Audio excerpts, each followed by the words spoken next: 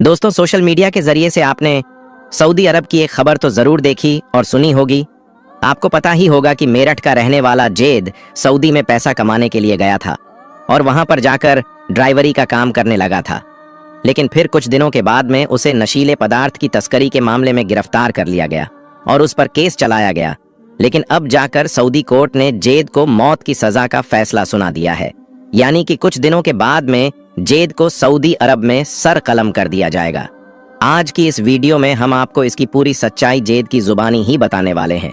यानी कि दरअसल जेद के साथ सऊदी अरब में क्या हुआ था, उसे सऊदी अरब में किस तरह से फंसाया गया है और फिर किस तरह से सऊदी पुलिस ने उसे गिरफ्तार किया था, और साथ ही सऊदी कोर्ट ने जेद की फांसी की जो तारीख मुकर्रर की है उसके बारे में भी हम आपको बताने वाले हैं। पूरा वीडियो देखकर यकीनन आपकी भी आंखों में आंसू आ जाएंगे। इसलिए आज का ये वीडियो आप सभी के लिए बहुत खास है। आप इंसानियत के नाते इस वीडियो को आखिर तक जरूर देखें। और सबसे पहले, अगर आप भी जेद की सजा को माफ कराना चाहते हैं तो आप इस वीडियो को दिल से एक लाइक जरूर कर दें और मेहरबानी करके शेयर भी कर दें कि ये वीडियो हमारे देश के प्रधानमंत्री और गृह मंत्रालय तक भी पहुंच जाए और जेद की कुछ मदद हो सके। तो चलिए दोस्तों, शुरू करते हैं।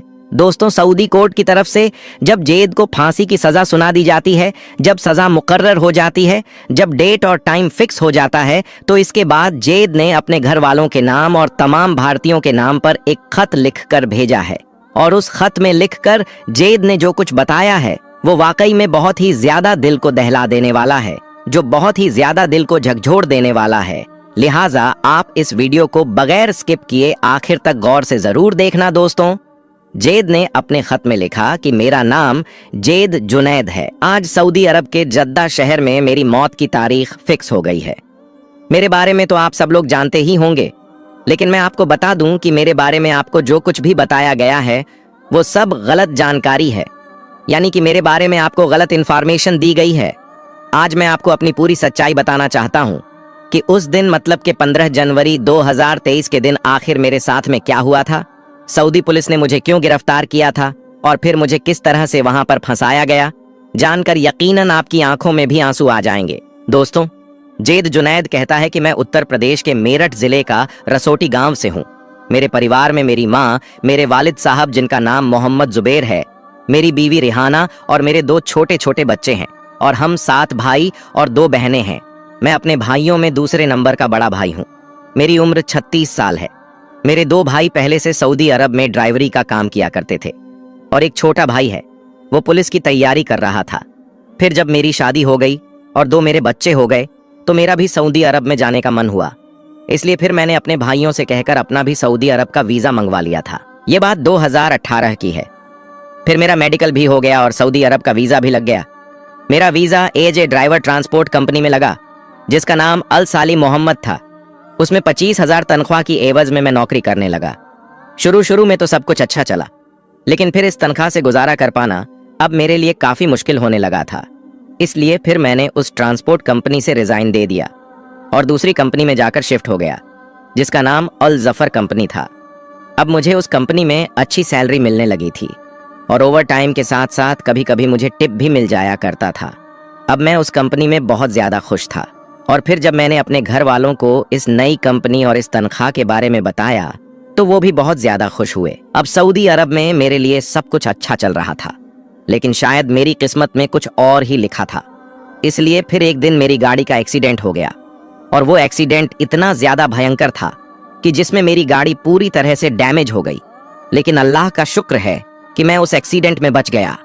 लेकिन फिर जब मेरे मालिक को इस बारे में पता चला तो उसने मुझ पर बहुत ज्यादा गुस्सा किया और मुझ पर केस भी कर दिया और मुझसे अपनी गाड़ी का हर्जाना भरने को कहने लगा। और वो हर्जाना मेरे लिए इतना ज्यादा बड़ा था कि अगर मैं जिंदगी भर भी उसके यहाँ पर काम करता तब भी मैं उसकी गाड़ी का वो हर्जाना नहीं भर पाता। इसलिए अब मैं वहां पर बहुत ज्यादा टेंशन में आ गया था, क्योंकि अब मेरे पास में कोई और रास्ता नहीं बचा था। खैर, इसके बाद एक दिन मौका देखकर उस कंपनी को छोड़कर मैं वहां से भाग गया और एक दूसरी जगह पर जाकर रहने लगा। वहां पर रहते रहते मेरा एक दोस्त बन गया था जो पाकिस्तान से था। फिर उसने एक दिन मेरी मुलाकात एक लोकल पुलिस वाले से करवाई, जिसको मैंने अपनी पूरी आप बीती बता दी। मेरी बातें सुनकर वो पुलिस वाला मुझे तसल्ली देते हुए कहने लगा कि तुम फिक्र मत करो, मैं तुम्हारा केस रफा दफा करवा दूंगा। इसके बाद उस पुलिस वाले ने मुझे खाना खिलाया और फिर मुझे कुछ पैसे भी दिए। वो सऊदी पुलिस वाला मेरे लिए एक फरिश्ता बनकर आया था, इसलिए अब मुझे लगने लगा था कि शायद अब सब कुछ ठीक हो जाएगा। खैर, इसके बाद उस सऊदी पुलिस वाले ने ड्राइवरी की नौकरी पर मुझे रख लिया। अब मुझे उसके बारे में कुछ भी मालूम नहीं था, सिवाय इसके कि वो एक पुलिस वाला है। फिर वो मुझे कई बार अपने घर भी लेकर गया और मुझे खाना वगैरह भी खिलाया। और अब मुझे उसके पास में काम करते करते करीब 1 साल हो गया था। वहां पर ज्यादातर मेरा एक ही काम था, वो मुझे कुछ बैग देता था और मुझे उनको डिलीवर करना होता था। अब उन बैग्स में क्या होता था ये मुझे नहीं मालूम होता था, बस मुझे इसके बदले में अच्छे खासे पैसे मिलते थे, इसलिए मैं खुशी खुशी से ये काम उसका करता जा रहा था।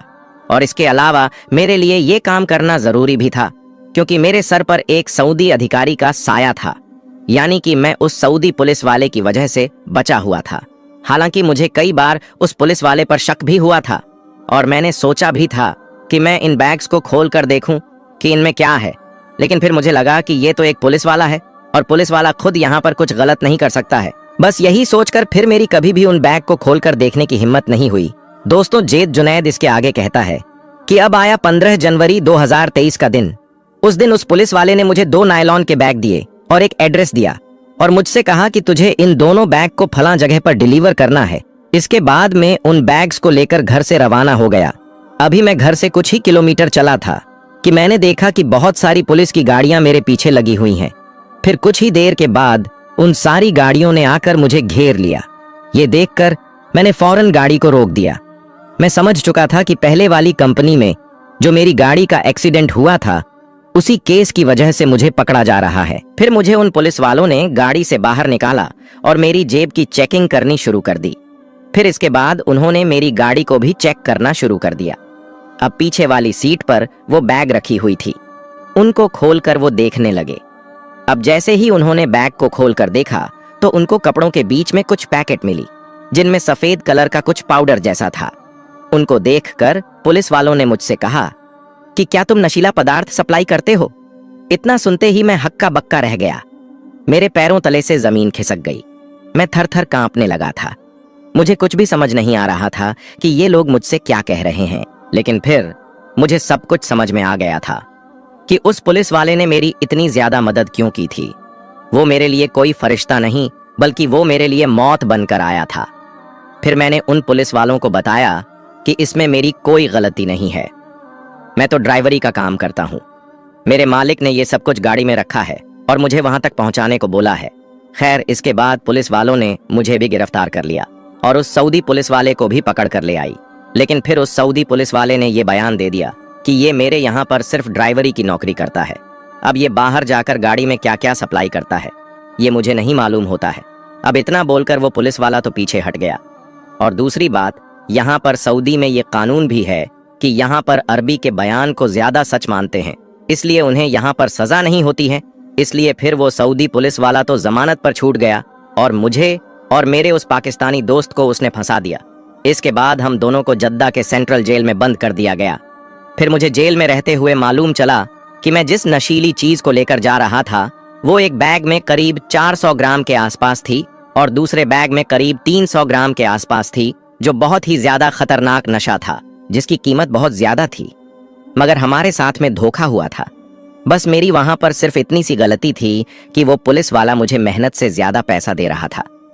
तो मैं समझा क्यों नहीं, मैंने कभी ये क्यों नहीं सोचा कि इतना ज्यादा पैसा वो मुझे क्यों दे रहा है। बस पैसों के लिए मैं उसका हर तरह का काम करता रहा। यही मेरी गलती हो गई दोस्तों। जेद जुनैद कहता है कि फिर हमारा केस चलता रहा। अब करीब कुछ दिन पहले यानी कि 3 दिसंबर 2024 के दिन हमें मौत की सजा सुना दी गई। मौत की सजा सुनकर मैं कांपने लगा।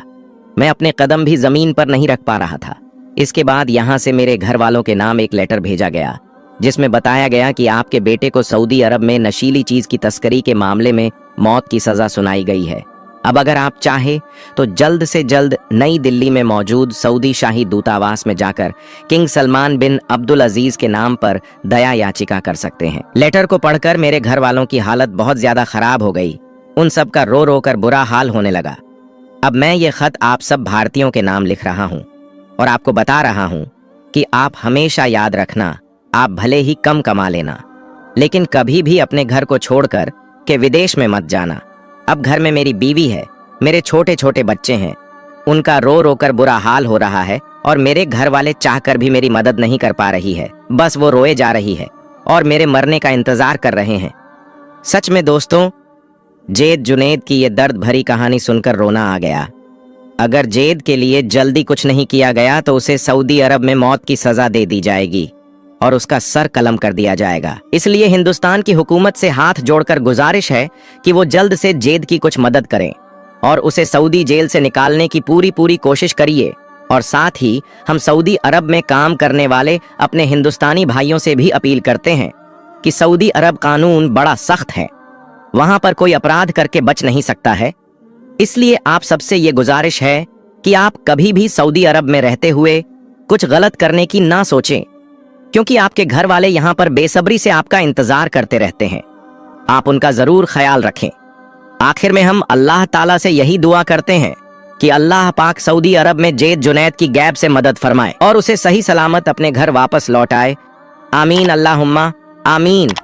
एक बार आप भी कमेंट बॉक्स में आमीन जरूर लिख देना, क्या पता किस भाई की दुआ कबूल हो जाए और जेद जुनैद सही सलामत वापस अपने घर को लौट आए।